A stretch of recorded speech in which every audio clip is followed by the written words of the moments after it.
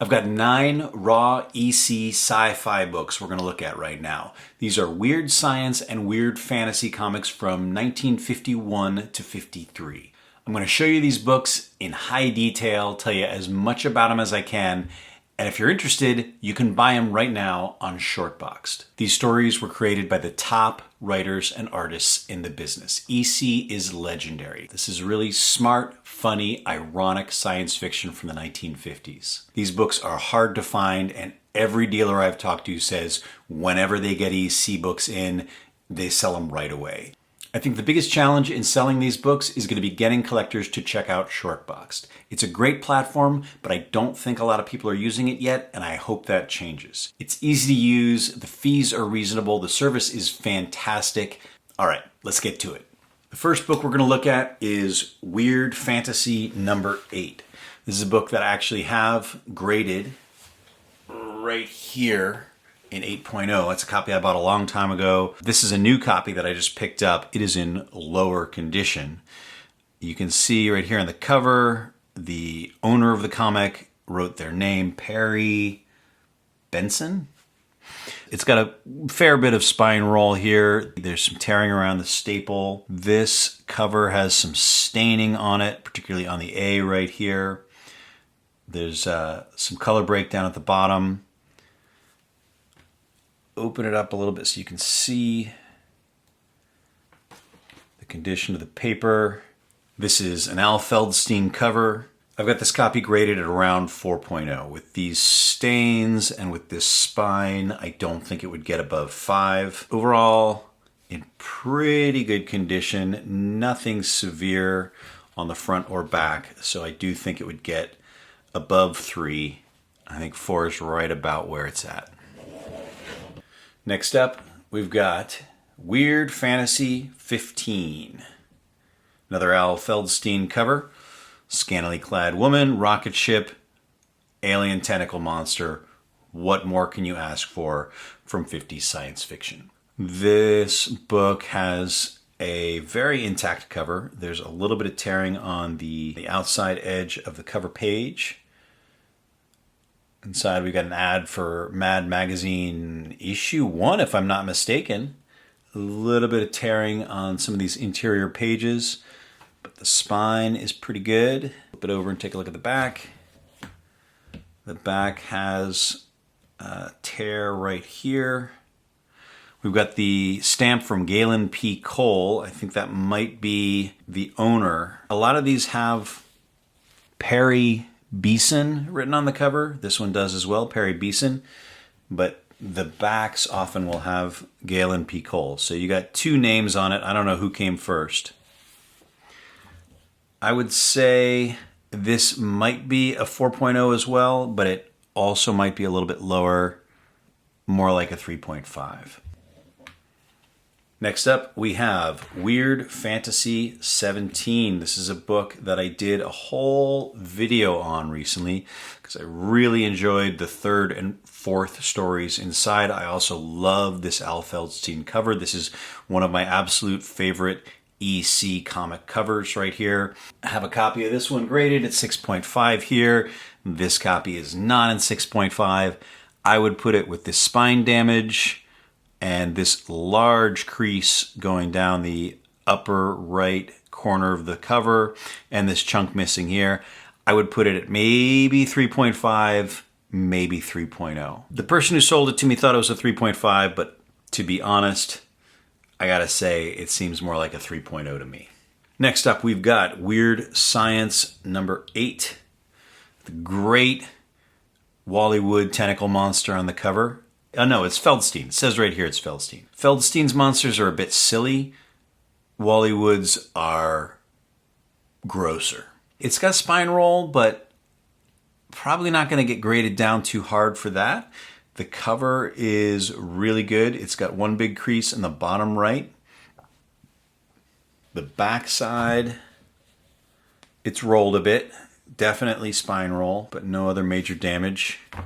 Interior pages, for what it is, the spine is holding together. I would put this one in 4.0, approaching mid-grade condition.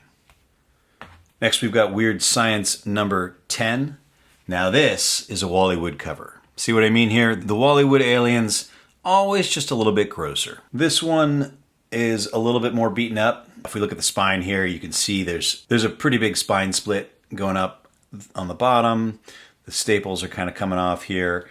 The cover looks nice. I'm not too sure about this spine, but the colors are actually really good inside. The paper is not as yellowed as some of the other books we looked at. Because of this spine, I'm going to say a 2.5, maybe a 3.0. This one does not appear to have the Perry Beeson name on the cover. Does it? Ooh, yeah, got to be careful with that cover. It does have the Galen P. Cole on the back. It's got the stamp. So the colors are really good on this. This presents well. I don't know how much this spine is holding on here. I thought this next book needed a press, so before I shot this video, I put it in there. I'm going to go take it out. And this is the chamfer board to protect these staples. I don't think this book is really in good enough condition where the chamfer board can be much help, but it will keep these staples ideally from getting crushed by the press. Here we have Weird Science number 12. Take a look here. Make sure the press did what I wanted to do. Yeah, so this cover, there was some creasing, some non-color breaking creases along the middle of this cover. I do think that I was able to get those out with the press. That said, this is a low-grade book. 3.0 if you're lucky, if you're getting this graded. It's got a crease in the upper right corner, a bigger crease with less color break in the bottom right. It's got a date here. It's got a rough spine. Top and bottom staples have ripped off the paper a bit. I did read this issue. The cover refers to the first story where these humans go to an alien planet and the aliens think the humans are pets and they take them in as pets and treat them like dogs. And then we got The Last Man, where he's the last man on Earth and he finds this buxom blonde who's the last woman on Earth and he thinks he's all set. And then he realizes that the blonde woman he finds is his long-lost sister. Dun, dun, dun. Weird Science number 12. I'm going to say 2.5 is the likely grade for this issue. Next, we've got Weird Science 13, Wally Wood cover. And this is Space Jesus. That's what I thought. As soon as I looked at this, I thought, oh, this is some Space Jesus story. I opened it up and read it. And yes, indeed, this is a human going to an alien planet, and he basically becomes their Jesus. And then the twist is that the king, who's oppressing all the people when Space Jesus comes to convert them all to a better way of life, he's successful, but in the process, he does get murdered by the king. He gets stretched apart and tortured to death. So they all revere him as their savior, but he's dead. Again, we've got the spine roll. We got the staple here, not looking too good. So we've got some color break here near the spine on the cover. We've got a crease coming along here, but the corners are better than some of the other issues we looked at. The spine is holding together pretty well, it seems. Saving for the future. This is a couple that is having an affair, and the guy's married and he doesn't want to leave his wife. So instead of going to couples therapy, he decides to go into cryogenic sleep for 500 years. He and the woman he's having an affair with, they inject themselves so that they'll fall asleep for 500 years. He invests $10 in the bank on the premise that when he wakes up in 500 years, he'll be filthy rich. I assume the twist there is going to be because of inflation, the money he's got is going to be worthless. That was not the twist. I guessed wrong. The twist is that he wakes up 500 years later. He's filthy rich. They get everything they want, but they also bring their colds with them, which wipe out the whole population of this 500 years in the future Earth. So they end up being the only two people alive to enjoy their immense wealth. Weird Science 13, I'm putting this at 3.5. You know what? There was some scuffing to the cover that just came right off. Weird Science 20. This is a futuristic space jerk who has a bunch of beautiful women, again, in cryogenic sleep, and he's picking which ones to unfreeze. And then when he gets bored with them, he freezes them again and unfreezes a different one. It's like that movie. What's the movie with Chris Pratt and Jennifer Lawrence? The Passenger? Is that what it's called? So this is getting toward the end of the heyday of pre-code EC. The hearings were a few months away at this point. I think we're still in 1953. This one I've got in 3.5, but I think this might be a 4.0 unless I'm missing something. We do have some what looks like color break here, but actually I think that's just lighting. I think that's part of the art. The corners, while not great, are not terrible. Oh, we got some holes here. Okay. There are 2 fairly big holes on the cover.